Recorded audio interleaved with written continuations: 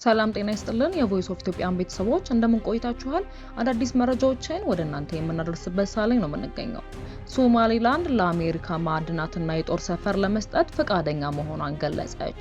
ባለፉት ቀናት በመላ ትግራይ ከወረዳ እስከ ቀበሌ ሰፋፊ የህዝብ ውይይቶች እየተካሄዱ ናቸው። ትዕግስታችንን እንደ ፍርሃት በመቁጠር የህዝብ ስቃይ በማራዘም እልቂትን መጠበቅ እንደማይገባ ያመንበት ሁኔታ ላይ እንገኛለን ሲሉ የትግራይ ክልል ሰላምና ጸጥታ ቢሮ ተናገሩ። የቮይስ ኦፍ ኢትዮጵያ ቤተሰቦች ሰብስክራይብ ማድረጋችሁን እያስታወስናችሁ ወደ ዝርዝር መረጃዎቹ እናልፋለን።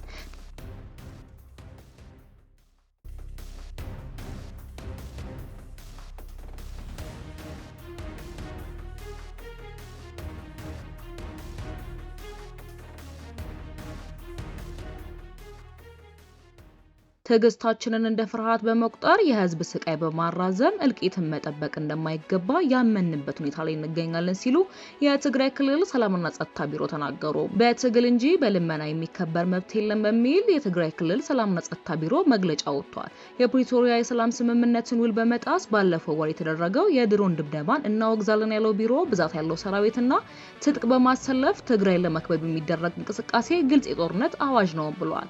የትግራይን ህዝብ አንድነት ለመከፋፈልና እርስ በርስ ለማጋጨት በጀት ተመድቦ እየተሰራ ነው ሲልም ገልጿል። በመስዋዕትነት የተገኘው የፕሪቶሪያ ውል ስምምነቱ ከፈረመው ህጋዊ አካል ቀምቶ ለግለሰቦች መስጠት አደጋ የሚያስከትል ነው ያለው ሲሆን ትግራይ በመክበብ ቴክኖሎጂ ብዛት ያለው ሰራዊትና ትጥቅ በማሰለፍ ተጨማሪ እልቂት ከማስከተል የዘለለ ድል አያስገኝም ሲል ገልጿል። ትዕግስታችንን እንደ ፍርሃት በመቁጠር የህዝብ ስቃይ በማራዘም እልቂትን መጠበቅ እንደማይገባ ያመንበት ሁኔታ ላይ እንገኛለን በማለትም አሳውቋል። ቢሮ የትግራይ ህዝብ በከባድ መስዋዕት ያረጋገጠው ማንነቱ ብሔራዊ ክብሩና ቀየውን ተቀምጦ በከባድ የህልውና አደጋ ወርቆ ባለበት ጊዜም ቢሆን ሰላማዊ መፍትሄ ያስቀድማል። ለሰላም ሲባል የሚተወውና ተላልፎ የሚሰጥ ማንነት ሉዓላዊ ግዛትና ቀየ ያለ ብሎ የሚጠብቅ ወገን ካለ አይሆንም፣ የማይጨበጥም ህልም ነው ብሏል። የትግራይን ህገ መንግስታዊ ግዛታዊ አንድነት ሳያረጋግጥ ተፈናቃዮችን ወደ ቀደመ ቀያቸው ሳይመልስ የራስን እድል በራስ የመወሰን መብትን ሳይረጋገጥ ሰራዊቱ ትጥቅም አይፈታምም ሲል አክለዋል። ይህ አቋም ታጥቆ የሚገኙ የትግራይ ኃይል አባላትም አቋም እንደሆነም አመላክተዋል። በኃይል ለማፈን እየተፈለገ ያለው የትግራይ ህዝብ ጥያቄ ዋነኛ መፍትሄው የተቀላጠፈ ሰላም ነው በማለትም ገልጿል። ቢሮ የትግራይ ኃይልን ከርተዋል ሲል ስም ሳይጠቀስ ከገለጻቸው አካላት ባስተላለፈው መልእክት በትግራይ ህዝብ የጥፋት ድግስ የተሰለፋቸው አካላት ቦታቸው ተመለሱ፣ የታሪክ ተጠያቂዎችም አትሁኑም ብለዋል። ወደ ቀጣዩ መረጃችን ስንሻገር ባለፉት ቀናት በመላ ትግራይ ከወረዳ እስከ ቀበሌ ሰፋፊ የህዝብ ውይይቶች እየተካሄዱ ናቸው። ቲኪ በኢትዮጵያ ከታማኝ ምንጮቹና ከውይይቱ ተሳታፊዎች መረጃዎችን አሰባስቧል። በዚህም በስብሰባዎቹ የሚቀርቡ ሰነዶች በህወሓት ጽሕፈት ቤት የተዘጋጁ ሲሆን የስብሰባው ተሳታፊዎች የድርጅት አባልና አባል ያልሆኑ ናቸው። አንድ ታማኝ ምንጭ እና የስብሰባ ተሳታፊ ለቲኪ በኢትዮጵያ እኔ በተሳተፍኩበት የንግድ ማህበረሰብ መድረክ ድርጅታዊ ጽሑፍ ከቀረበ በኋላ አባልና አባል ባልሆነ ተሰብሳቢ ለምን በህወሓት የተዘጋጀ ሰነድ ታቀርባላችሁ የሚሉና ሌሎች ጥያቄዎች ቀርበዋል። ለቀረበው ጥያቄና ሌሎች ተዛማጆች ከመድረክ ምላሽ ተሰጥቷል። አሁን ክልሉ ብሔራዊ ኮሚቴ ከሚባል ወታደራዊ ከህወሓት ከጊዜያዊ አስተዳደርና የዲፕሎማሲያዊ ልምድ ካላቸው ከተውጣጡ አመራሮች በመመራር ላይ እንደሆነም ተገልጿል።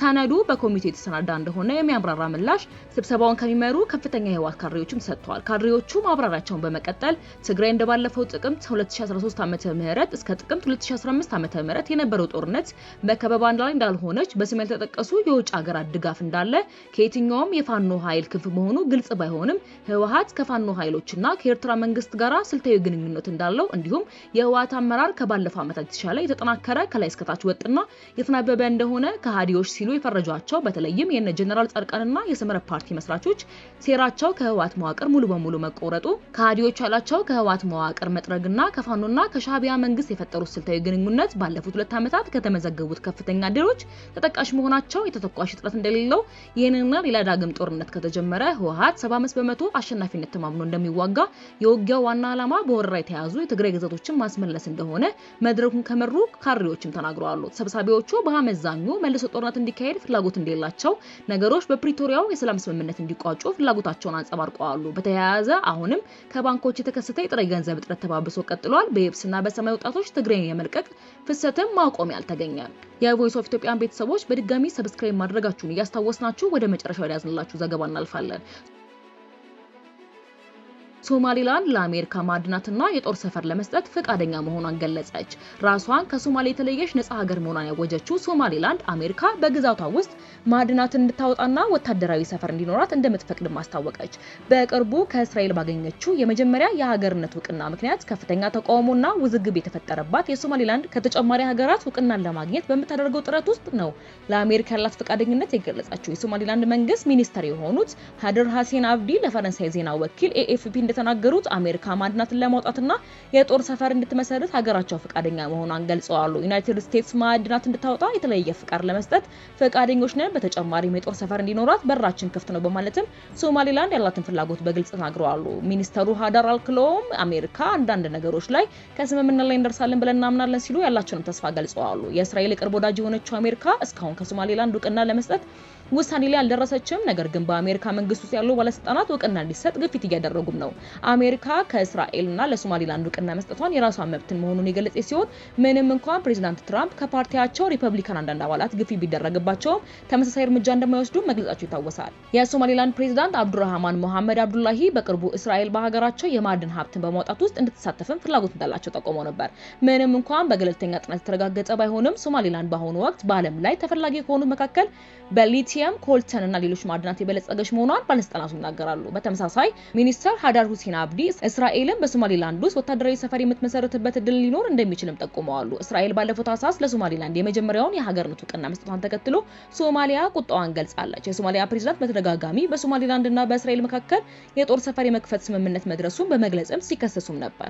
ሶማሊላንድ በእስራኤል ላይ ተደጋጋሚ ጥቃቶችን በሚሰነዝሩት የሁቲ ታጣቂዎች ከሚቆጣጠሯት የመን ባሻገር በኤደን ባህረ ሰላጤ ላይ የምትገኝ ስትሆን ከአሜሪካ ለእስራኤል ወታደራዊ እንቅስቃሴ ቁልፍ ናት። ሚኒስትሩ በተጨማሪም ከሶማሊያ ጋር መጠነ ሰፊ ወታደራዊና ምጣኔ ሀብታዊ ትብብር እንዲያደረገች ያለችውን ቱርክ በማንሳት የሚጠበቅበትን የሚያከናውን መንግስት የላትም ከሚሏት ከሶማሊያ ይልቅ ከኛ ጋር መነጋገር አለባቸውም ሲሉ ጥሪ ያቀርበዋል። ከ30 ዓመታት በላይ በማንም እውቅና ያላገኘ ነጻ መንግስት የመሰረተችውን ሶማሊላንድ እንደ ግዛቷ አካል የምትቆጥራት ሶማሊያ የእስራኤልን እውቅና ተከትሎ ጠንካራ ተቃውሞውን በተለያዩ መድረኮች አሰምታለች። የሶማሊያ ፕሬዝዳንት ሐሰን ሼክ መሐመድ እስራኤል የሰጠችው እውቅና በሶማሊያ ሉዓላዊነት ላይ የተፈጸመ ከባድ ጥሰት ነው በማለት አውግዘው ውሳኔው ለዓለምና ለቀጠናው ደህንነትና መረጋጋት አደጋ ነው ብለዋል። የአፍሪካ ህብረት፣ የተባበሩት መንግስታት እንዲሁም ሀገራትና ቀጠናዊ ድርጅቶች የሶማሊላንድን እውቅና ተቃውመው ከሶማሊያ መንግስት ጎን መቆማቸው ይታወሳል። የቮይስ ኦፍ ኢትዮጵያን ቤተሰቦች ለዛሬ ያዝንላችሁ መረጃዎች እነዚህን ይመስሉ ነበረ። በሌሎች መረጃዎች እስክንገናኝ ድረስ በደህና ቆዩልን።